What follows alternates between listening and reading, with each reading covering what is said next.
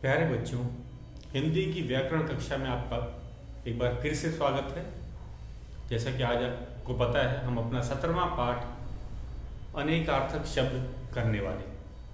जैसा कि नाम से ही पता चलता है, अनेकार्थक शब्द, अनेक अर्थों वाला शब्द, वह शब्द जिसके एक से अधिक अर्थ होते हैं उन्हें हम अनेकार्थक शब्द कहते हैं। एक से अधिक 2, 3, 4 या 5 तक अर्थ हो सकते हैं। तो जैसे कि हम उदाहरण से ही शुरू करते हैं। जैसे कि पत्र, पत्र पेड़ के पत्ते को भी कहा जाता है और पत्र चिट्ठी को भी कहा जाता है। तो इसका जो हम कहेंगे अर्थ, जब हम किसी शब्द का वाक्य में प्रयोग करते हैं तभी हम उसका अर्थ जान पाते हैं कि सही अर्थ क्या है। तो पत्र वर्तनी के हिसाब से, स्पेलिंग के हिसाब से दोनों एक ही तरह से लिखा जाता है, लेकिन जब हम वाक्य लिखते हैं तब वाक्य के अनुसार हम कहेंगे तभी अर्थ स्पष्ट होता है। जैसे रवि पत्र लिखता है तो हम यहाँ पे किसकी बात कर रहे हैं? चिट्ठी की बात कर रहे हैं। पेड़ से पत्र गिरते हैं तो यहाँ पे किसकी बात कर रहे हैं? हम पेड़ के पत्ते की बात कर रहे हैं। तो वाक्यों से ही बच्चों हमें सही अर्थ का पता चलता है। तो परिभाषा के अनुसार अनेकार्थक शब्द वे शब्द होते हैं जिनके एक से अधिक अर्थ होते हैं। अब चलते हैं कि इसीलिए आपने ध्यान दिया होगा कि जब हम इंग्लिश या हिंदी के कोई किसी शब्द का बच्चे अर्थ पूछते हैं तो टीचर पूरा वाक्य पढ़ने के लिए कहते हैं, क्योंकि वाक्य में उस शब्द का क्या अर्थ है वाक्य पढ़ने पर ही पता चलता है। तो आप जान गए कि अर्थ पूछने पे मैं पूरा वाक्य क्यों पढ़वाता हूँ, क्योंकि पता चल सके कि उस शब्द का वाक्य में क्या अर्थ है। तो इसका आप ध्यान रखिएगा। तो अब हम पुस्तक के कुछ उदाहरण दिए हुए हैं, उनको लिख करके समझते हैं। तो शुरू करते हैं। जैसे पत्र से ही शुरू कर रहे हैं। पत्र के अर्थ, पत्र के दो अर्थ अभी मैंने आपको बताए थे। एक है पत्ता, दूसरा अर्थ है चिट्ठी।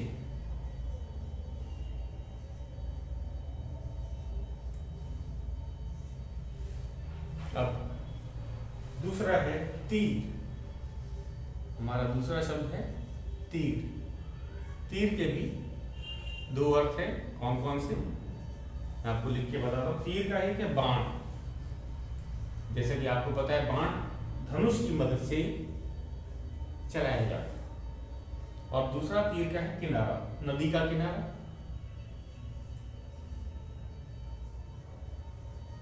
तालाब का किनारा या नदी का किनारा। तो ये वर्तनी के हिसाब से देखा जाए, वर्तनी स्पेलिंग के अनुसार वह शब्द एक ही रहेगा, तीर हो पत्र हो, लेकिन अर्थ इसका अलग है।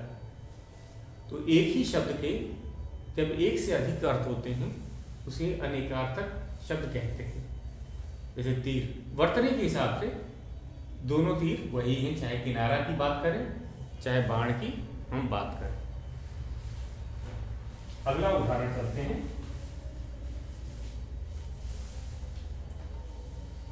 पहले हम उदाहरण कर लेते हैं, उसके बाद में हम प्रश्न उत्तर पे आएंगे। दूसरा है पर।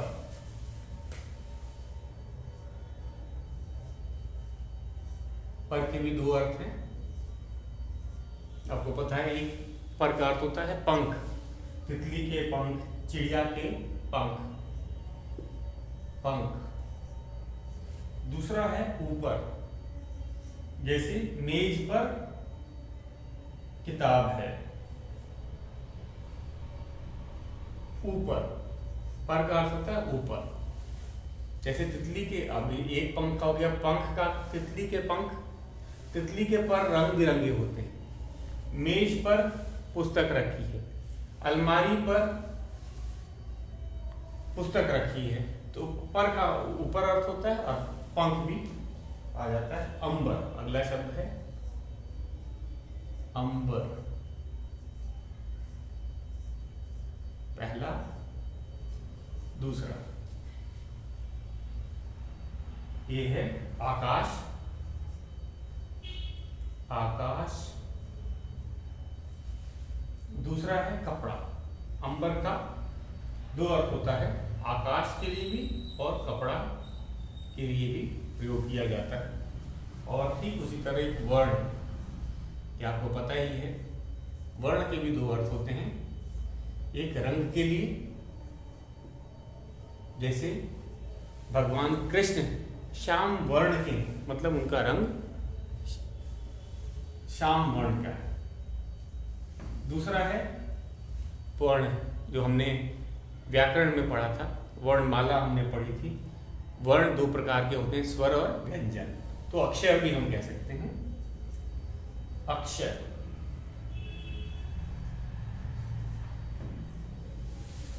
तो एक बार फिर से ध्यान दीजिए, पर का दो अर्थ होता है, पंख और ऊपर। और अंबर का भी हम कहेंगे आकाश और कपड़ा। उसी तरह वर्ण का रंग और अक्षर। अगले उदाहरण पे चलते हैं, फल। फल जो पेड़ों पे लगता है, और नतीजा के लिए, जैसे हम कहते हैं परीक्षा फल, मेरा परीक्षा फल कल आएगा, तो एक नतीजा के लिए आता है, और दूसरा पेड़ों से प्राप्त फल। तो आगे चलते हैं।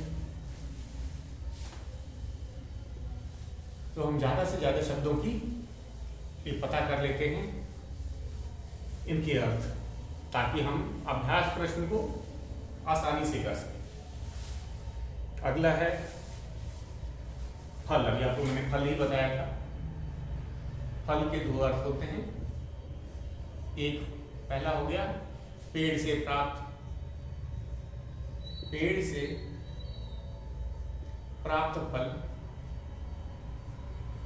और दूसरा होता है नतीजा। दूसरा अर्थ है नतीजा।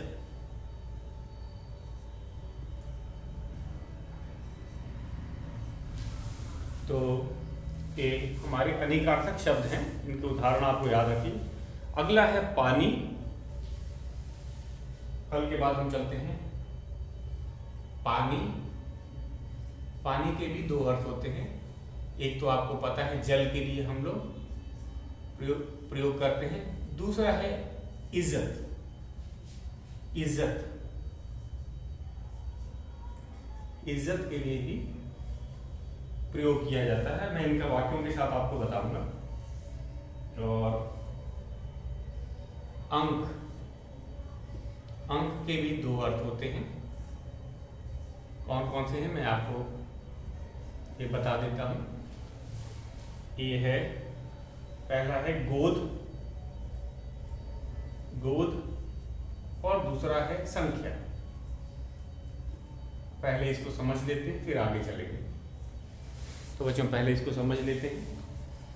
पानी, फल का हमने आपको बताया। फल के दो अर्थ होते हैं। पहला है पेड़ से प्राप्त फल, जो पेड़ों से, जैसे हमें सेब हो गया फल का, और संतरा, केला, मौसमी, ये सब फल के उदाहरण। और दूसरा फल है परीक्षा फल। जैसे रवि को फल बहुत पसंद है, तो यहां पे किस फल की बात करते हैं? पेड़ से प्राप्त फल की। कल मेरा परीक्षा फल आएगा, तो किस फल की बात कर रहे हैं? परीक्षा फल, नतीजे की बात कर रहे हैं। कल मेरा परीक्षा फल आएगा, तो यहाँ पे हम किस फल की बात कर रहे हैं? नतीजे की बात कर रहे हैं। आगे चलते हैं पानी। पानी के भी दो अर्थ हैं, जल और इज्जत। तो जल का उदाहरण है, जैसे कि मछली पानी में रहती है। मछली पानी में रहती है, इसका अर्थ है जल में रहती। और बड़ों का पानी उतारना बुरी बात है, इज्जत। ये बुरी बात है किसी बड़े लोगों का की बेइज्जती करना, तो बुरी बात होती है। तो पानी उतारना एक हम कहेंगे इसका अर्थ होता है इज्जत न करना। पानी उतारना का क्या अर्थ होता है? इज्जत नहीं करना। बड़ों का पानी उतारना बुरी बात है। तो ये हमने देखा इज्जत और जल। उसी तरह अंक पे आते हैं। अंक का अर्थ होता है गोद में। बच्चा माँ के अंक में लेटा है, तो ये इसका क्या अर्थ है? गोद में। और दूसरा है अंक, संख्या के लिए। जैसे आप बोलते हो मेरे गणित में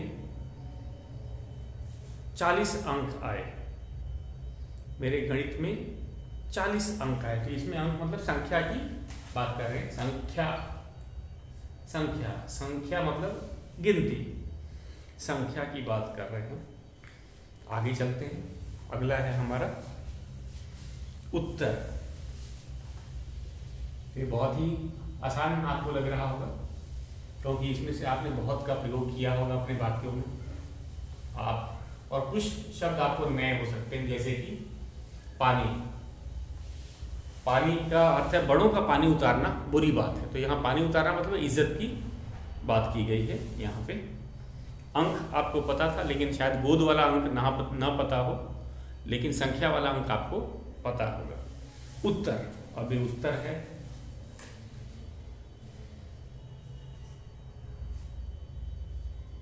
उत्तर। इसके भी दो अर्थ हैं। पहला अर्थ है दिशा, दिशा, और दूसरा है जवाब। क्या है? जवाब। तो उत्तर दिशा आपको पता है 4 दिशाएं होती हैं, उसमें एक दिशा उत्तर भी, पूर्व पश्चिम उत्तर दक्षिण, आपने सुना होगा। तो एक उत्तर दिशा के लिए, दूसरा प्रश्नों की उत्तर देना, जवाब देना, ये आपको पता है इसका। तो उत्तर के भी 2 अर्थ हैं। जैसे भारत के उत्तर में हिमालय है, ध्रुव तारा उत्तर दिशा में चमकता है। मुझे सभी प्रश्नों के उत्तर पता है, मैंने सभी उत्तर लिख दिए, मैंने परीक्षा में सभी उत्तर लिख दिए। तो उत्तर का यहाँ अर्थ है जवाब। तो कुछ और ऐसे ही कुछ शब्द हैं, हम लोग उसको दोहरा लेते हैं ताकि हम इनका अर्थ जान जाएं। तो सबसे पहले जो शब्द हैं अनेकार्थक है, वे हमें पता होना चाहिए। तो पहले मैं शब्द लिखूंगा, बाद में उनके उत्तर लिख दूंगा। तो ठीक है, तो शुरू करते हैं। आपको इन्हें याद भी करना होगा ताकि हम अभ्यास प्रश्न को आसानी से कर सके। हमारा कुछ शब्द हैं, जैसे हार। हार के 2 अर्थ होते हैं। यहाँ पे मैं शब्द लिखता हूँ और अर्थ, शब्द और इधर अर्थ।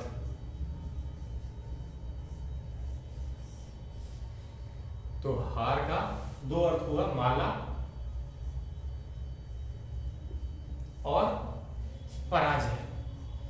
गले में पहनने वाली माला और पराजय।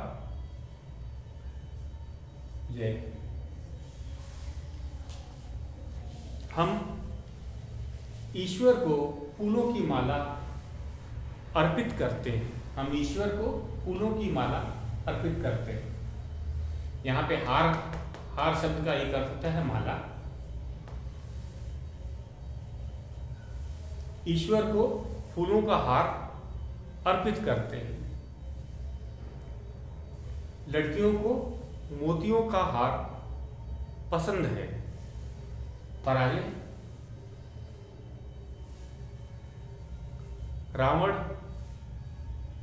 राम से युद्ध हार गया। रावण राम से युद्ध हार गया। हार यहाँ भी पराजय के लिए हम लोग प्रयोग कर रहे हैं। तो बच्चों, मैं दोनों शब्द आपको बता रहा हूँ, आप इसको देखिएगा, इसका उत्तर। और हम कहेंगे इसके उत्तर पे भी, जो वाक्यों का हम कैसे प्रयोग करें उस पर भी आप ध्यान दीजिएगा। अगला है आम। आम एक फल का भी नाम है, आपको पता है। आम के दो अर्थ हैं। पहला है एक फल, गर्मियों में मिलने वाला एक फल है, एक फल। और दूसरा अर्थ होता है साधारण। साधारण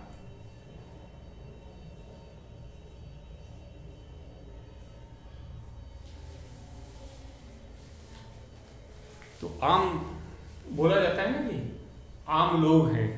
साधारण लोगों को कहा जाता है कि ये सब आम लोग हैं। तो इसका मतलब है साधारण लोगों के लिए।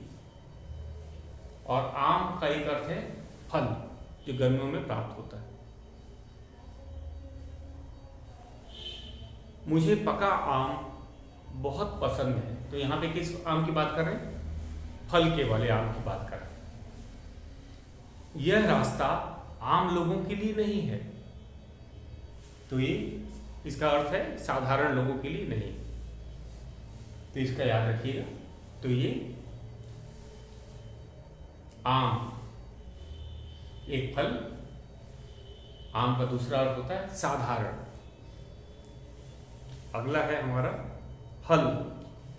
हल है खेत जोतने का यंत्र और दूसरा है समाधान। हल का दो अर्थ होता है। यह है खेत जोतने का यंत्र, खेत जोतने का यंत्र।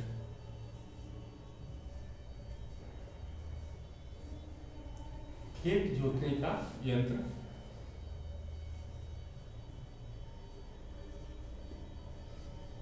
किसान अपने खेत में हल चलाता है। और दूसरा है समाधान।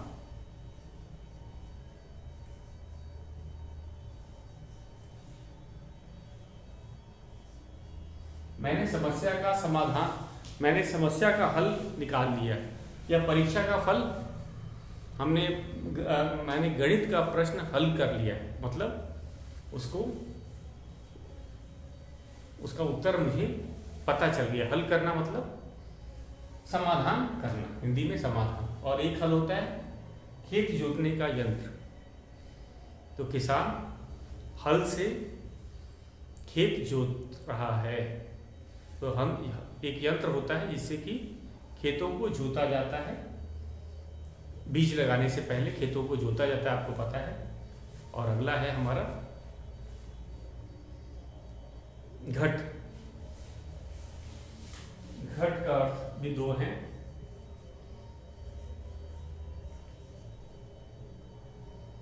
घड़ा और कम। घड़ा को भी घट का घड़ा और कम। जैसा घट में पानी है, मतलब घड़े में पानी है, और नदी का पानी घट रहा है, मतलब अब कम हो रहा है। नदी का पानी घट रहा है, इसका मतलब है कम हो रहा है। तो घट का दो अर्थ होता है। एक घड़ा मिट्टी का या किसी धातु का घड़ा, या फिर दूसरा अर्थ है कम होना। घटना मतलब कम होना। अर्थ के भी दो अर्थ होते हैं। अर्थ बड़ा अच्छा शब्द है। इसके पहला अर्थ है धन। धन को भी अर्थ कहा जाता है। और दूसरा है कारण। कारण, प्रयोजन। कारण का अर्थ है प्रयोजन। तो मैं आपके बात का क्या अर्थ समझूं, तो इसका मतलब क्या प्रयोजन समझूं। और तीसरा है अर्थदंड। अर्थदंड मतलब धन से जुर्माना लगना। तो ये अर्थ का अर्थ होता है धन और कारण या प्रयोजन। अगला शब्द पे चलते हैं, इसे साथ साथ हम लोग याद भी करते जाएंगे।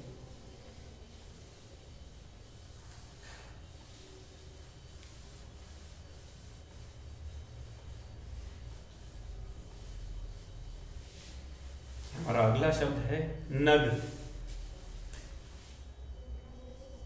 नग का अर्थ हुआ पहाड़। आपने पर्यायवाची शब्द में देखा होगा। और रत्न, अंगूठी में नग लगा है। नग मतलब रत्न, कीमती पत्थर को नग कहा जाता है। कीमती पत्थर को नग कहा जाता है, या पहाड़ को भी नग कहा जाता है। तो पहाड़ का पर्यायवाची शब्द आपको याद आया होगा, नग कहा जाता है। और रत्न के लिए भी नग कहा जाता है। जैसे कि इसका मैं एक वाक्य बनाता हूं,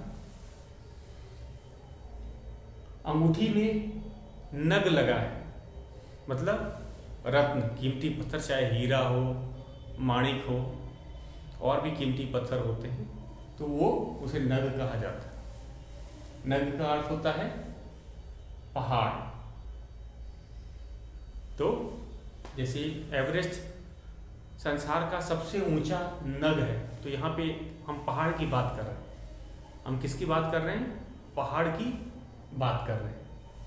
उसी तरह आगे चलते हैं। कर, कर का दो अर्थ होता है, हाथ और टैक्स। हाउस टैक्स को मकान कर बोलते हैं। हाथ और टैक्स,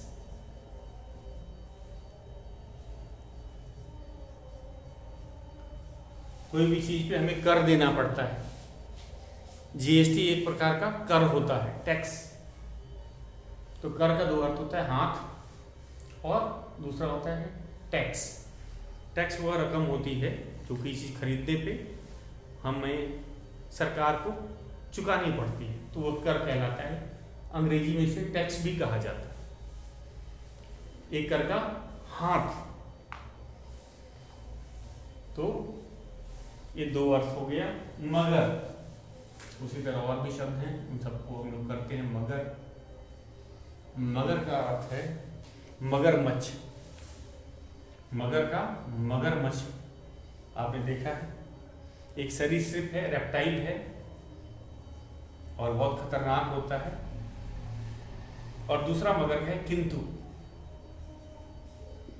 किंतु, किंतु। अगला है वार। वार मतलब दिन और आक्रमण। जैसे रविवार, मंगलवार, सोमवार, तो दिन के लिए वार का अर्थ होता है दिन, और आक्रमण, शेर ने उस पर वार कर दिया, मतलब आक्रमण। आक्रमण, वार का क्या अर्थ है? आक्रमण।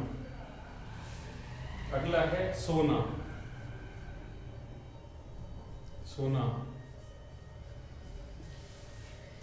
एक है नींद। नींद को भी सोना कहते हैं। और स्वर्ण, एक कीमती धातु है स्वर्ण, आपको पता है, स्वर्ण जिससे आभूषण बनाए जाते हैं। तो सोना के दो अर्थ होता है, नींद, नींद के लिए भी सोना कहा जाता है, और स्वर्ण के लिए। बच्चों को 7-8 घंटे सोना चाहिए, और कहेंगे सोने के आभूषण बनते हैं। तो सोना के दो प्रयोग आपने सुने। अगला है कुल। वार हमने बताया, वार का दिन होता है और आक्रमण होता है। वार का क्या होता है? दिन और आक्रमण। जैसे कि रविवार, सोमवार, ये दिन है। आक्रमण मतलब हमला। शेर ने हिरन पर वार कर दिया, मतलब आक्रमण कर दिया। मगर का मगरमच्छ एक जीव होता है, पानी में रहता है। और किंतु को भी बोलते हैं मगर, किंतु लगाने के लिए भी मगर कहा जाता है। अब आगे जाते हैं। कुल और बस, दो और बचे हैं, तो इनको भी हम लोग सीख लेते हैं, समझ लेते हैं।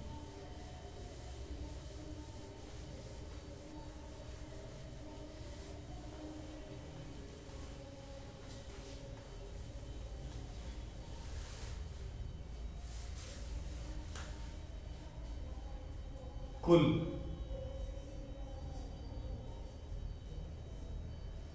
कुल का अर्थ है संपूर्ण, मतलब पूरा, संपूर्ण भी कहते हैं, संपूर्ण और वंश।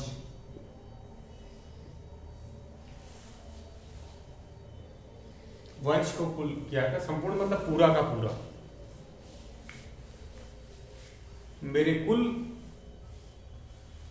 रुपए खर्च हो गए, मेरा कुल रुपए खर्च हो गए मतलब पूरे के पूरे जो रुपए मेरे थे सब खर्च हो गए। और वंश के लिए भी कहा जाता है, वह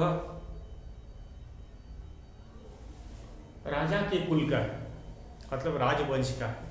कुल का होता है वंश, वह राजा के कुल का है, मतलब राजवंश, राजा के वंश का है। तो कुल के लिए दो अर्थ है। अगला है बस।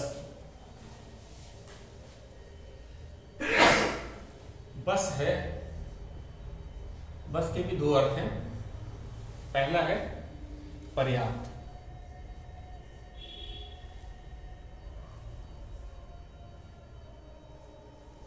दूसरा है वाहन। बस, इस पे यात्री यात्रा करते हैं, एक वाहन हो गया। और दूसरा है पर्याप्त, मतलब बस कीजिए, ये नहीं कहते हैं कि मुझे और पानी मत दीजिए, बस कीजिए, मतलब ये पानी मेरे लिए पर्याप्त है और मुझे और नहीं चाहिए। पर्याप्त मतलब बस का अर्थ होता है पर्याप्त। दूसरा है वाहन, जिसपे कि यात्री यात्रा करते हैं एक स्थान से दूसरे स्थान जाने के लिए। तो ये थे हमारे, हम कहेंगे अनेकार्थक शब्द। तो बच्चों, आज हमने अनेकार्थक शब्दों के बारे में जाना, और एक बार इसकी परिभाषा मैं आपको फिर से बता देता हूँ, और इन शब्दों को एक बार दोहरा देते हैं ताकि आपको याद रहे। कल हम इसके अभ्यास प्रश्नों को करेंगे, कल हम अनेकार्थक शब्द के अभ्यास प्रश्नों को हल करेंगे। तो सबसे पहले अनेकार्थक शब्द होते क्या हैं? जिन शब्दों के अर्थ एक से अधिक होते हैं उन्हें अनेकार्थक शब्द कहते हैं। जैसा कि आपको पता चल रहा है, अनेक और अर्थक वाले शब्द, ये दो शब्दों से बना है, अनेक और अर्थक।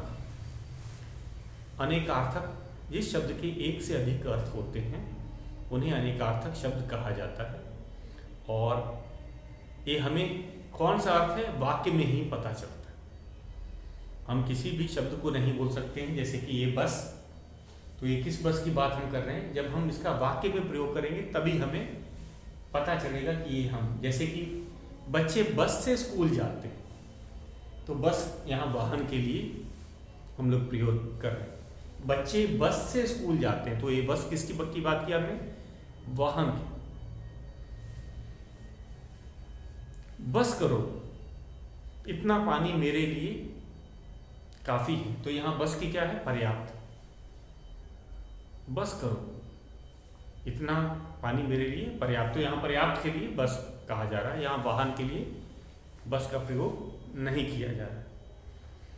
तो ये थे हमारे, हम कहेंगे अनेकार्थक शब्द। आपको जो तालिका दी हुई है उनको याद करना है। आपका गृह कार्य क्या है आज का, कि एक परिभाषा आपको याद करना है, अनेकार्थक शब्द किसे कहते हैं। बुक में जो उदाहरण दिए हुए हैं, जो मैंने अभी आपको लिख के बताया, और जो एक तालिका दे रखी है पेज नंबर 64 में, 64 में, इस तालिका को आपको याद करना है, ताकि जब हम कल अपने अभ्यास प्रश्नों को करेंगे तो आपको कोई परेशानी ना हो, ताकि आप आसानी से कर सके। तो आज का गृह कार्य क्या है?